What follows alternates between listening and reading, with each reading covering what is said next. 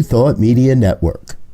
We are a global broadcast network of positive music, media, and entertainment, inspiring humanity's evolution along the journey of enlightenment and creating a world of love, peace, empowerment, and prosperity for all. New Thought Media Network. Positively inspiring. Welcome to Ministers Talking a weekly program where Rev Z and Rev Z and their guests chat about current affairs, world events, spiritual principles, and any old they want to talk about. Based on the New Thought philosophy and ancient wisdoms, Ministers Talking shares a visionary perspective of the evolving spiral called spiritual living.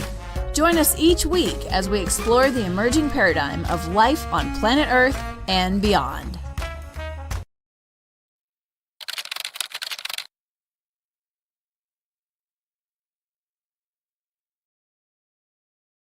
And good morning, dear ones. Reverend Robert with you over here.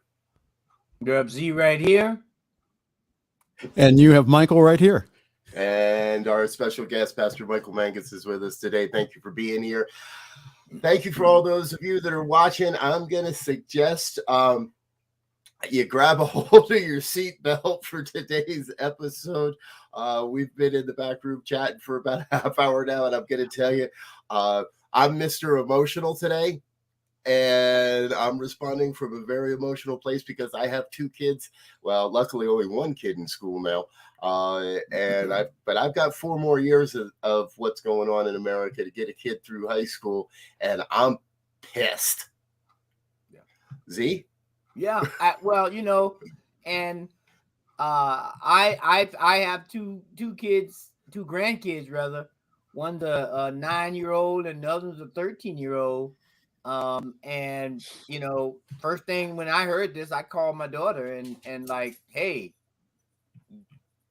I don't know what to do, but get them out of school for the day anyway. Because it's just so horrific to think about. When you think about the ages of these kids, and they say most of them were 4th graders, you're talking 8, 9-year-old kids. And it's just heartbreaking. Yeah, I don't have any children. I mean, I have nieces and nephews, but still that the tragedy down in Texas, just, including added to that Buffalo, it just really, there's not even any words for it. It's like, enough thoughts and prayers. Let's do something about it rather than just saying, well, we're just sending our thoughts and prayers. The next politician that says that, I think we ought to vote him out of office. Well, I think we got to vote every politician out of office at this point, except for that guy in Connecticut. But who actually stood up again in the Senate and said, and Beto O'Rourke, was that a political stunt? It may have been, but still, that somebody, I think that during the press conference down in Texas, someone needed to say that. Someone needed to stand up and say, listen, you're not doing anything, government. You're not doing anything except, again, flapping your gums and saying, okay, same old, same old.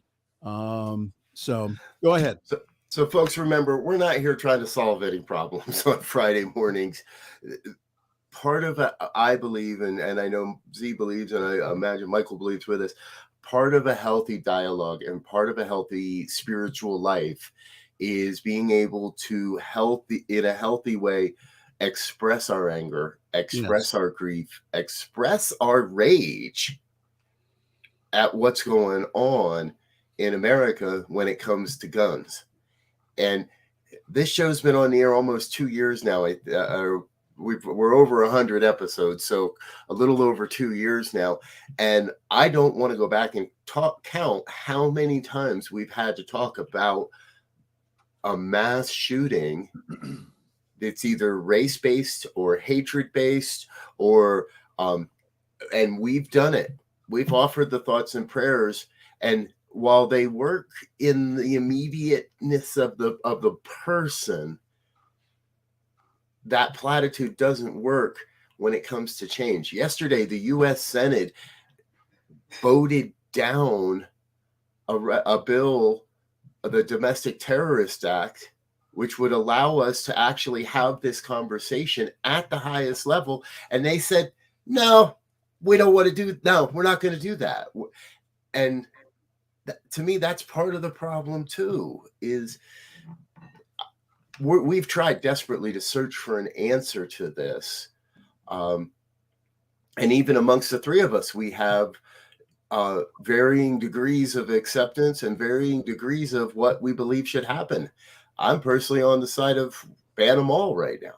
But yeah. See? And you know, when we look at this year, right, we're 21 weeks into the year, which would mean, you know, if we multiply that by 7, we got 150 days, 150 some odd days, right? We've had 213 mass shootings in the country this year already.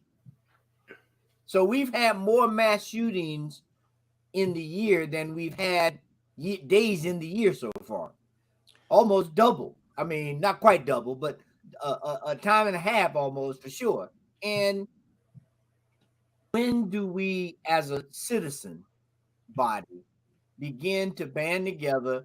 And I think there are 4 things that culminate in this. Obviously, the first thing is gun control and gun rights, and when you buy them and how you get trained and what kind of checks. Our educational system, this young man, 18, the other guy in Buffalo, 18. I don't know if the guy in Buffalo had dropped out, but this guy had dropped out of school. So there's some educational and socialization issues that we have to fix. Then there's community support. These kids, all of these kids, I saw a statistic that says most of the mass murders of young people are between the age of 15 and 24. We got to give these kids some outlets, and we have to put together as a family of mankind to say this has to stop. Yeah. Can I bring up a comment? Yeah. Rez? Okay. All right. Linda's saying, I have an 8-year-old grandson. This has been a challenging week emotionally. Yeah. Yes. And the other person says, we can all write our senators to express our insistence that something be done. We can start the momentum in reaching out to networks via Facebook, Instagram, so on, and asking them to contact their senators. We can stop this shit. Hey, you can't say, wait, you can't say that word on this show. Well, I guess I can. We have another comment from Dr. Tim Stewart here. He says, dead actions must be congruent with the profession of the prayer. Absolutely. Absolutely. Yes. And so let me just take Tim out. I go ahead. I just want to tag on to that. Yes. And this is not a one-time thing. Yeah. You cannot just be, and it's not just social media. If you are not calling your senators, if you are not calling your representatives, you're not on the playing field, and I don't want to hear from you. And that's, I got a list here on my wall of my contacts, and daily. This now becomes daily spiritual practice, a daily practice of calling your senators. And none of them answer their phone. So leave a message. Hi, it's me again. Today's number 53 in a row that I'm calling you to ask you when you're going to stand up and start pushing some responsible gun legislation. So go ahead, Mike. Yeah. You know, I know, Robert is go ahead and say, well, ban all guns. And I would. However, again, in this country, again, with how they've been interpreting, the courts have been interpreting the Second Amendment, I think that this is what I propose. I think that first of all, we should raise the age to 21. I think that's the first one as far as the guns go. The second one is, again, to ban assault weapons, including these high magazine type weapons. Again, these multi-fire weapons, ban them. Absolutely. Again, people say, well, how about the hunters? Listen, if you have to go out with an automatic weapon and go shoot, you're a lousy shot. All right. So those are two things. The third part, I think, is not mental health, but again, is like what Z was saying, is about having, again, more of a community of us really getting to know each other and having, again, more of a support system again, the two shooters are 18. So again, that we really need to take a look at how the community, including the family structure, again, is spotting these things and also just saying, enough's enough here. There's other ways of handling your anger rather than going to the local gun store, getting a couple of AK-47s and then going in and blowing up a bunch of kids. So I think that there is some, and the other thing too is this: go vote. Go vote. If you're not voting, then you're voting by saying, forget it. You need to go vote. Now, I'm not going to tell you here who to vote for, but I'm going to strongly recommend that you vote for people who have been on the record of going and saying, we need new legislation here. We need to have some controls on this. So that's again, I don't tell people how to vote. Okay, Robert and Z, but I say that I think as a spiritual leader, I think that again, to say, listen, maybe that we need to be having politicians again who are responsive to what the hell's going on out there. So thank you. I think, one of the things that we all need to do is become very familiar with this Second Amendment. Because first and foremost, the Second Amendment was, along with some other bills, was first ratified in 1791, people. 1791. And it specifically spoke to militia, or basically military, to support and protect the citizens when they were in the Revolutionary War. Now, the NRA came about in 1871, almost 100 years later, right? And so, first of all, what was happening in 1791, they couldn't even in their wildest prophetic dreams figure out what the heck is going on right now in this country. So that law needs to be, that thing needs to be looked at and ratified. There needs to be mandatory age requirements, not at 18. You can't rent a car until you're 25.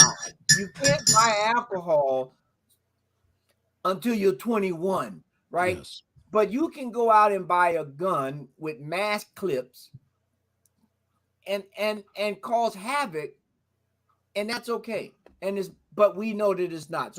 So we really have to begin to understand these things that we give in rubber stamps to, and debate them, and make amendments to them when we get the right people, as you, Michael, in office. Yeah. So Linda has a very good comment. She says, a part of me wants to drive to Dallas to protest the NRA convention. Despite the event, Texas seems to be cruising to continue.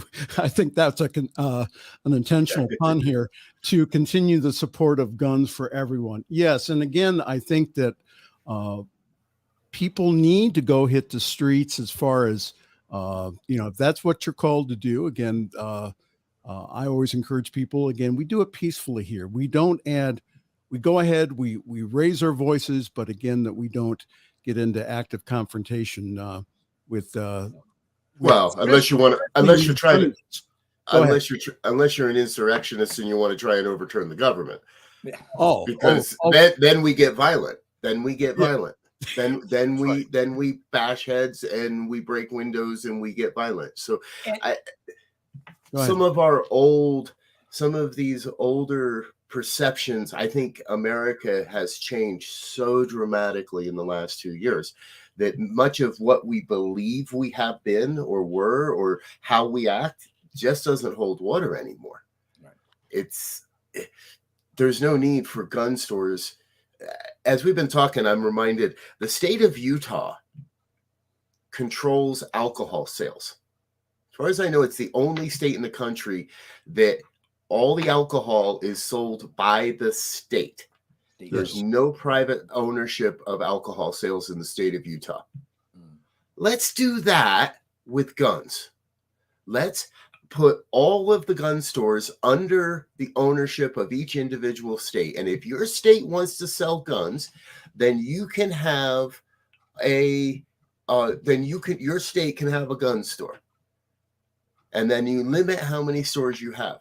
But this unregulated, unchecked flow of firearms into our country, into our kids' hands. And yeah, we got to hold the NRA responsible. They came out yesterday with some BS statement that is full of it. I think we got to hold if I'm a bartender and I overserve you, I can be held liable. Absolutely. For any damages you cause. Mm-hmm. Let's start holding Winchester and all these other gun manufacturers. Let's start holding them liable and responsible when a kid shoots up a school with one of their guns. We've got to do something perhaps incredibly so far outside of what we've always tried or what has been our history. We've got to make it up differently than ever before, because what we've done doesn't work. Well, I think one thing that's going to be key, and I like Tim's statement here about well regulated, right? Right now, the regulation, it appears you can go to a gun show and have access to bazookas almost at some of these gun shows. And so in the parking lot. Yeah. It'll be very interesting to see what, that as they got that conference in Houston today, the NRA thing in Houston, and the former president is supposed to speak. It will be I'm sure people are waiting with bated breath to hear what he says. But I think one thing that's highlighted here that we are firmly rooted in here in our philosophical, religious, spiritual teachings is that there is a oneness taking place here. And we have to begin looking at all of the systems that support us as humanity: education, gun rights, mental health, housing, food insecurities, job. You start pulling one of those levers and someone may spiral. Right? Most people don't have an emergency fund, so it's only going to take them 1 or 2 weeks or a month to be out of work, and then they are homeless. Then if they got kids, they may go into depression. And if they can't get any help or support from institutions and family and community, they may spiral. Right. I think the one thing that I've heard from, again, unfortunately, from the politicians is saying, well, our mental health system is broken. Well, again, what I've noticed is that the same politicians who are saying that will not support any type of bills or anything to prop up that system, which, again, unfortunately, needs propped up. And that's not going to catch everyone, again, like the shooter in Texas. So is that a part of the problem? Yes. But again, that's not the solution here. The solution is a holistic solution where we go ahead and we go in and say, listen, what is broken here? And I really agree. Let me just put Tim's up again. Again, the well-regulated militia, without regulations, there's no right to bear arms. Unfortunately, that's been interpreted by our courts, by the Supreme Court, that you can go ahead and have a gun in your house. That again, as Robert says, that needs to be taken a look at here. As far as that was written in the 1700s. We need to take a look at that and need to amend the Second Amendment. Now, is that going to happen? Not right now. However, I really do believe that, again, if we start limiting the 21, get rid of the assault rifles, start to hold all the politicians accountable for what's going on out there, I think that we would see a change. It's not probably as fast as what Robert would say. And again, man, my heart goes out. I don't know what I would do if I had kids. I'd probably pull them out and homeschool them. That's what I would do. It's so, so my heart goes out to him, man. I don't know what I would do. And think about, we've been talking, about the lost lives and everything. But think about some of some of these kids who we're hearing stories where they had to cover themselves with their friend's blood to play dead and all these kinds of things. Think of the, right now they're in the heat of the moment, so to speak. Think about what's going to happen. I mean, school ended today for them. So now they're going to have the whole summer to play this over and think about things and, families and friends of 7, 8, 9, 10-year-old kids. I mean, you're going to have adults who can't. And then you have the story of the one guy whose wife died. They say he died of a broken heart, went to drop flowers, he had a heart attack. So mental health and counseling and support are going to be needed from professional and from the community, just to be there and hold them and don't say a word, just hold them and let them know I'm here. I'm not trying to give you advice. Tell me what you want. I'm going to do my best to do it. And the kids from Columbine are now adults. Yes. And they will tell you that they still suffer traumatic triggering. And I'm sure there are countless people across our country where I'm triggered and I've never had to walk over top of a friend's body in junior high or high school. There are people all over this country that are so incredibly fragile because they've had to deal with the aftermath of this and haven't been able to access adequate support and mental health counseling and therapy and all those things. And we've got a lot of adults running around that are traumatized. 30 school shootings this year, 200 some odd mass shootings this year. Every one of them is another slice. We say we're dying, the death of 1,000 cuts. This is the death of 1,000 bullets. And and just real quick, Rob, because you bring up a good point about Columbine. I spoke with a friend of mine who was a freshman at Columbine, and she knew people, and she knew Dylan. I think she knew one of them. And when I started talking about what happened in Texas, she was beginning to well up. Yeah. Now, so I had to back off because I'm like, I ain't trying to wake nothing up. But the effects, the point is the effects from that, and that's been what, 20 some odd years now? Yeah. Yes. Yeah. Oh, more. Yeah. She still feels emotional about that. Yeah. Dr. Tim's bringing up another really good example. And here's why we're here today, folks.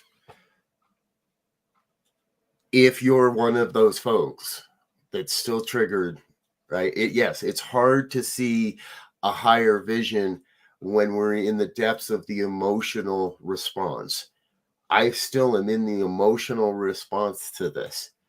And that's when we turn to our practitioners. That's when we turn to ministers. That's when we turn to professionals in our movement, in our philosophy, in our faith, to get some support, to get some help, to be able to talk it through in a safe space, to be able to release it and bitch and cry and wail and scream and yell so that we can excise those emotions and allow for a space for the healing to begin. So if this is a touchy one for you, and I know I've been on the phone with my colleagues for the last 2 days, working to release all this so that I have the space for some real healing to occur. And it's not going to happen overnight. We have to be gentle with ourselves. I want to acknowledge some of the people who are commenting here. Thank you, Fiona. Yes. Yes. Please pray for us. We really need it. I liked what Tim also counted back. He says the politicians who call themselves pro-life seem to stop with the first breath. I haven't seen these politicians concerned for the lives of children in Texas and also in Buffalo. Also, Linda says we need to start with our mental equivalent of what we as New Thought practitioners want to outpicture to manifestation. That can be a challenge when our emotions fire up. I agree, Linda. And I think that seeing again, the old style New Thought says, well, just go ahead, suck it up, just hold it in, and other, just go ahead and deny it. I think that the challenge with that has been that, especially the ministerial training that I went through, the reason it was revamped was because, again, that our institute was putting out people who were, again, who were wounded inside, and again, did not have any type of emotional outlet to be able, through counseling and through other things, to let that stuff go. So what I recommend to individuals is the same as what Robert's saying, is make sure that you have a support system around you, that when stuff happens, that you have a safe group of people to go to and say, you know what, I'm really hurting today. And I think that that's one of the things, and especially all the ministers out there and practitioners, if you do not have a support system around you of other practitioners, other ministers, other therapists, please go get one. Yeah. Because again, you go ahead and you start dealing with situations like this, you're going to find out, as I have found out in the past, you're going to run out of gas. So again, make sure that you have that in your life. Go ahead. In many ways, I was taught that 20 years ago. Thoughts and prayers are enough. Go to consciousness, change your consciousness, and the world will change around you. Dr. Tim said it earlier, prayer without works. Yes. Prayer without works is meaningless if we're not calling our senators, if we're not actively aware. There were a lot of red flags. There were a lot of indicators with this one. This isn't this, if they are, and nobody did anything about any of those red flags. Now, that is changing. Yesterday here in Colorado, one of our schools were shut down for a threat. The police became aware of that threat because an out-of-state caller called a local police department and said, I saw a comment online that from someone that said they were going to do this. So if anybody out there thinks, oh, I can't do anything, I'm just, all I can do is thoughts and prayers. No, we can get active. We can get in the streets and march. We can call representatives and senators. We can be aware of what might be a red flag and not be afraid to report it to somebody. When I was a kid, right, the worst thing you could be was a narc. Right. The worst thing you could do was tell on somebody. Well, folks, the consequences of not telling on somebody today could mean the loss of a classroom full of kids. Yeah. If you see something, say something. Yeah. Yeah. Yeah. And you know, the thing that's overwhelming for me is, how do we begin to create systems, as we're all saying, that are holistic, that are compassionate, that are supportive? We live in an environment now where we're telling jokes on people and trying to make people feel bad, and you know, all of these things are making money for, and we have to figure out a way to not do this stuff at the expense of someone, you know, and push them in a direction that causes them to do things. I've heard this kid has been bullied, you know, all of his life, mate. You know, most of his educational life. I mean, it's so many things, and we have to we have to get involved on all fronts. So, and I know the time is of the essence here. So my point would be this: find a way for each and every one of us to get involved. Whether it go volunteer at the rec center, go do reading at the school, go get involved in city council, school board, wherever you feel. We're not asking you to do something outside of your comfort because may not be that effective. We want you to be where you're going to be effective. Yes. To begin to make a change in how we are living. Yeah. Absolutely. Yes. While this was all happening on Tuesday, Rev Z and I were actually interviewing Reverend Dr. Michael Bernard Beckwith. And so we didn't learn about this until afterwards. I think if we had known of what was going on, we would have discussed this with him. However, in that broadcast, we did discuss Buffalo. And I want to kind of bring us into the home stretch here today, folks, with part of what he shared with us on Tuesday. And you can go back and look at the video in the archives. This is a disease. Yes. We are, whether we want to call it a mental health crisis, whether we want to call it an emotional health crisis, this is a disease. And we have to start treating it that way. And when someone is an addict, you take away their drugs. When someone is diseased, we do our thoughts and prayers, but we also diagnose what's going on and provide allopathic medicine, homeopathic medicine, whatever it might be. We have to use every resource in our world, in our lives, because if we don't, this disease is going to kill us all. I want to acknowledge Linda again. Hi, Linda. Voting starting with local and primary elections. Yes, that's absolutely wonderful. Fiona said this. She said that when I lived in the U.S. 30 years ago, there was a Big Brother program. Does it still exist? In some areas it does, Fiona, but I think that it's a broader thing that social net that we need just besides Big Brothers and Big Sisters. We're talking about, again, involving the community to do what Robert said, was that, again, if you see something online, you need to, again, to pick up the phone and to call the law enforcement. Again, this is again, we all can be a part of the solution here, all of us.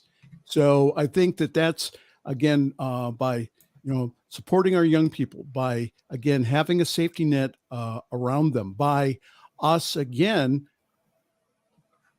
holding our politicians accountable for these crazy gun laws that are out there that we need to, again, to start reeling it in. So vote for change, folks. We're gonna need to wrap this up here real soon, or we're gonna go on for days. Let us do. I'm gonna invite you to join us for just a moment as we say thank you to our committed givers and our organizational sponsors. We'll be back in just 1 minute with more and our final thoughts here today on Ministers Talking Shit. Help us say thank you first, and we'll be right back. Stay with us.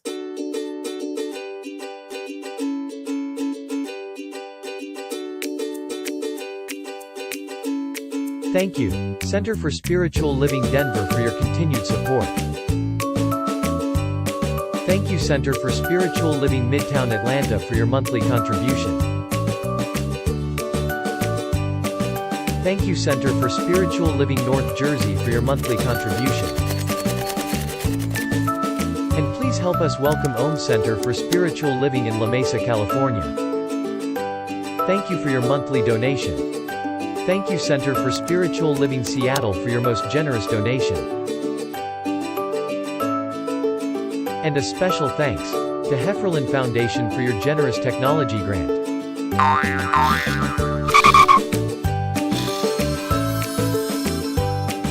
And Suze Ajit, thank you for your very generous donation. And a super special thank you to Dr. Tracy Brown, RScP. Thanks for being a super donor. And a big shout out to all our committed donors.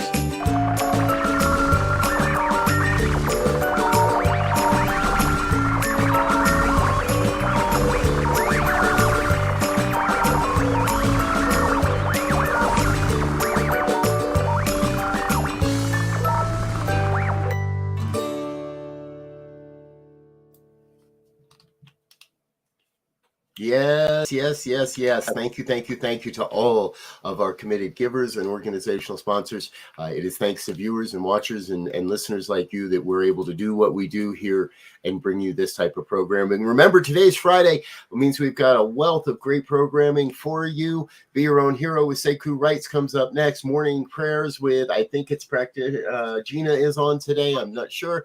After that, we've got the morning sip. Later today, it's the good news at 5, and Pastor Michael will be with us with the fireside chat at 6. So stay tuned, share with your friends, let them know what we're doing here. And hey, if you know of a topic you'd like us to cover, or you know somebody you think should be on this program, hit us up. Send an email, ministertalk@ntmedia.org, ministertalk@ntmedia.org. That'll get right to us. And or if you'd like to join us some morning for one of these conversations, we'd love to have you. All right, gentlemen, final thoughts. What do we walk away with here? I think from my perspective, what we walk away with is find a way to get involved. However that is, what that is, in addition to our thoughts and prayers, as Tim said, let's figure out a way to get some action going. You know, whatever it is, read to kids, volunteer at the library, go volunteer at the rec center to teach kids sports. Something to begin to create a family and an extended family. And I agree with Z. I think that thoughts and prayers, we continue those, but again, that it's not enough. We need to have active action, holding our politicians accountable. And for all of those New Thought people that say, well, you shouldn't be involved in that kind of stuff. Listen, you need to read our history. Our history came out of this, the social rights movement of the late 1800s, early 1900s. So that excuse is out the window. Again, read your history.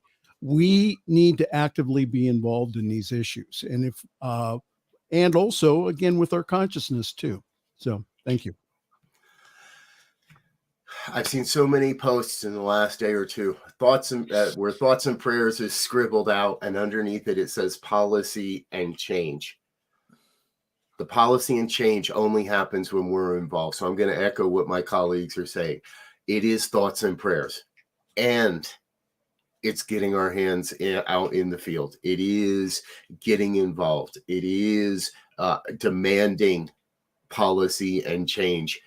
And if you happen to have a gun in your house, give it up. Find a buyback program.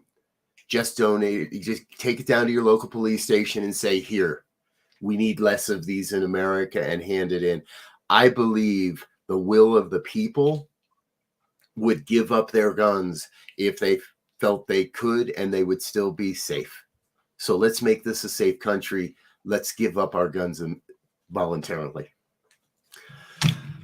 All right, folks, we're going to get out of here. Your comments are welcome. Your complaints are welcome. Anything you want to share with us is welcome, because we'll be here every Friday doing this. We're here again next week.